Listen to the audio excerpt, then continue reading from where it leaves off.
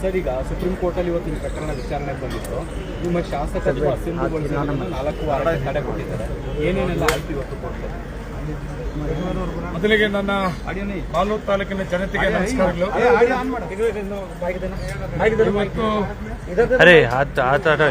Supreme court ಅಲ್ಲಿ ನನಗೆ ನ್ಯಾಯ ಸಿಕ್ಕಿದೆ, ತೃಪ್ತಿ ಆಗ್ತಾ ಇದೆ, ಸಂತೋಷ ಕೂಡ ಆಗ್ತಾ ಇದೆ. ನಾನು ಮೊದಲಿಂದ ಕೂಡ ಕೌಂಟಿಂಗ್ ಮಾಡಿದ್ದು ಸರಿ ಇಲ್ಲ ಅಂತೇಳಿ ಹೈಕೋರ್ಟಲ್ಲಿ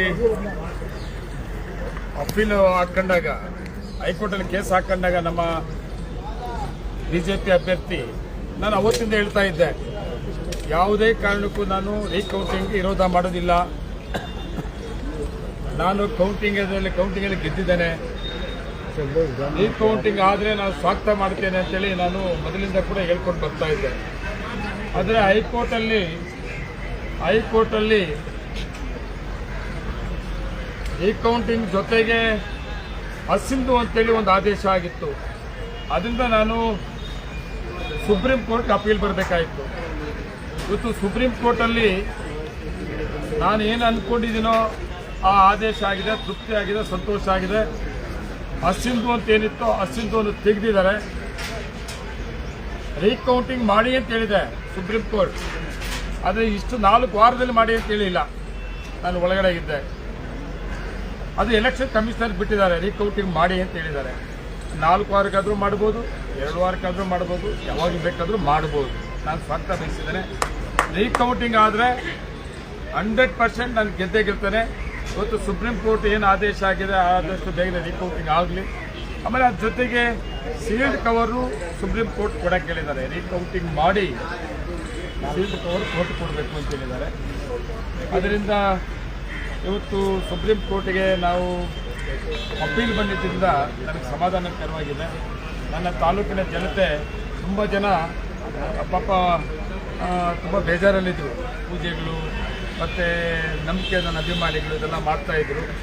ಅದ್ರ ನ್ಯಾಯ ಯಾವತ್ತೂ ಕೂಡ ಸಿಗ್ತದೆ ಅನ್ನೋದಕ್ಕೆ ಇವತ್ತು ನಿಜ ಆಗಿದೆ. ಬಾಬಾ ಸಾಹೇಬ್ ಅಂಬೇಡ್ಕರ್ ಅವರು ಸಂವಿಧಾನದ ಮೇಲೆ ನಂಬಿಕೆ ಇರೋರು, ನ್ಯಾಯದ ಮೇಲೆ ನಂಬಿಕೆ ಇರೋರು ನಾವು ಕಾಂಗ್ರೆಸ್ ಪಕ್ಷದವರು. BJP ಅವರ ಪದ ಅವರು ಪ್ರತಿ ಸಂದರ್ಭದಲ್ಲಿ ಯಾವುದಾದ್ರೂ ಒಂದು ವಾಮ ಮಾರ್ಗವನ್ನು ಹುಡುಕ್ತಾರೆ. ಆದರೆ ನಮ್ಮ ಕಾಂಗ್ರೆಸ್ ಪಕ್ಷಕ್ಕೆ ನಮ್ಗೆ ಯಾವುದು ವಾಮ ಮಾರ್ಗ ಹುಡುಕೋದು ಗೊತ್ತಿಲ್ಲ. ನಾನು ತುಂಬ ಕೆಲಸದಿಂದ ಮಾಲೂರು ತಾಲೂಕಲ್ಲಿ ರಾಜಕೀಯ ಬೆಳೆಸ್ಕೊಂಡಂಥ ಜನ 248 ಓಟಲ್ಲಿ ಗೆದ್ದಿದ್ದೆ ನಾನು. ಅದನ್ನು ಅನುಮಾನ ಅಂತೇಳಿ ಅವರು ಹೈಕೋರ್ಟ್ಗೆ ಹೋಗಿ ಸುಪ್ರೀಂ ಕೋರ್ಟ್ ಬಂದು ಸುಪ್ರೀಂ ಕೋರ್ಟಲ್ಲಿ ಇವತ್ತು ನನಗೆ ನ್ಯಾಯ ಸಿಕ್ಕಿದೆ, ತೃಪ್ತಿ ಆಗಿದೆ, ಸಂತೋಷ ಆಗ್ತಾ ಇದೆ. ಸರ್, ಈಗ ಅಸಿಂಧು ಅನ್ನೋದ್ರ ಬಗ್ಗೆ ಏನೂ ಆಗಿಲ್ಲ, ಅದು ಮುಂದೆ ತಗೊಳ್ತೀನಿ ಅಂತ ಹೇಳಿದಾರಾ ಅಥವಾ ಏನಾದ್ರು? ಅಸಿಂಧು ಅನ್ನೋ ಪದ ತೆಗೆದಿದ್ದಾರೆ. ರೀಕೌಂಟಿಂಗ್ ಮಾಡಿ ಅಂತ ಹೇಳಿದ್ದಾರೆ. ಸೀಲ್ಡ್ ಕವರ್ ತಂದುಕೊಡಿ ಅಂತ ಹೇಳಿದ್ದಾರೆ.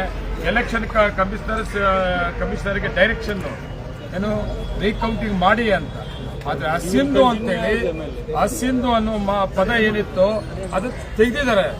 ಯಾವತ್ತುವರೆಗೂ ಅಂದರೆ ಫೈನಲ್ ತಡೆಯಾಗನಲ್ಲ ಇರಪ್ಪ, ಫೈನಲ್ ಕೌಂಟಿಂಗ್ ಆಗಿ ಕೌಂಟಿಂಗು ಸೀಲ್ಡ್ ಕವರ್ ತಂದು ಕೋರ್ಟ್ ಕೊಟ್ಟು ಫೈನಲ್ ಜಡ್ಜ್ಮೆಂಟ್ ಏನು ಬರ್ತದೆ, ಸೀಲ್ಡ್ ಕವರ್ ಅನೌನ್ಸ್ಮೆಂಟ್ ಏನಾಗ್ತದೆ, ಅಲ್ಲಿವರೆಗೂ ಕೂಡ ಅಸಿಂಧು ಅನ್ನೋ ಮಾತಿಲ್ಲ.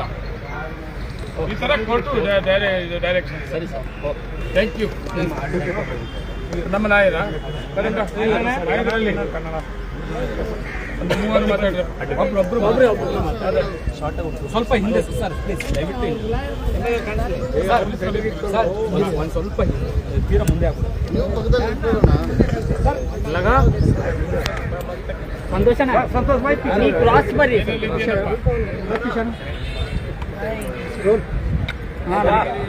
One week's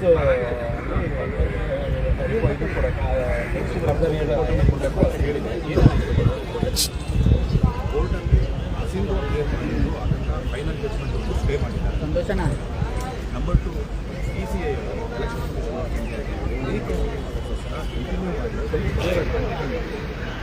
ರಿಸಲ್ಟ್ನ ಗೌಪ್ಯವಾಗಿ ಸೀಲ್ಡ್ ಕವರ್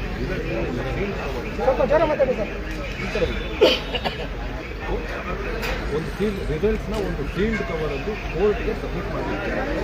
ರಿಸಲ್ಟ್ಸ್ನ ಎಲ್ಲೇ ಆಗಿ PCI ಅವರು ರೀಕೌಂಟ್ ಆದ ನಂತರ ಪಬ್ಲಿಷ್ ಮಾಡಬಾರ್ದು ಅಂತ ಕೂಡ ಒಂದು ರೀಕೌಂಟಿಂಗು ಎಷ್ಟು ದಿನದೊಳಗಡೆ ಮಾಡಬೇಕು, ಎಷ್ಟು ದಿನದೊಳಗಡೆ ಕಂಪ್ಲೀಟ್ ಮಾಡಬೇಕು ಅನ್ನೋದು ಆರ್ಡ್ರನ್ನ ನೋಡಿದ್ಮೇಲೆ ಮಾತ್ರ ಅದು ಕರೆಕ್ಟಾಗಿ ಗೊತ್ತಾಗ್ತದೆ. ಅದು ಮಾತ್ರ ಸ್ವಲ್ಪ ನಮಗೆ ಹೈಕೋರ್ಟ್ ಆರ್ಡರ್ ಕೊಟ್ಟ ಮೇಲೂ ಅದು ನಮ್ಮ ಸ್ಟೇ ಕೊಟ್ಟಿದ್ರಲ್ಲ, ಅಲ್ಲಿ 30 ದಿನದೊಂದು ಸ್ಟೇ ಕೊಟ್ಟಿದೆ. 30 ದಿನ 17ನೇ ತಾರೀಕಿಗೆ ಕಂಪ್ಲೀಟ್ ಆಗ್ತದೆ. ಇವತ್ತು ಫೈನಲಿ ಪೂರ್ತಿ ಸ್ಟೇ ಜಡ್ಜ್ಮೆಂಟ್ ಆಗೋದು ಮಸಿಂದು ಆಗೋದು ಸ್ಟೇ ಮಾಡಿ.